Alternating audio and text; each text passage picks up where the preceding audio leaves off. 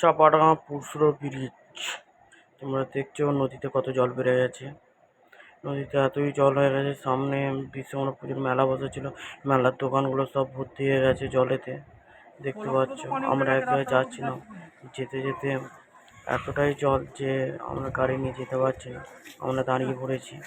কত জল তোমরা কত জল দেখতে পাচ্ছ।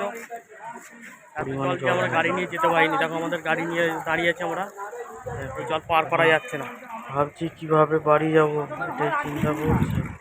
বাড়ি যেতে পারবো কিনা সেটাও একটা ধারণার বাইরে। বুঝতে পারছো,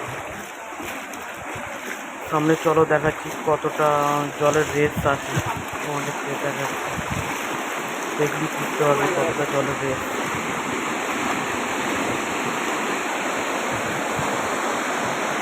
দেখতে পাচ্ছ কতটা জলের রেস।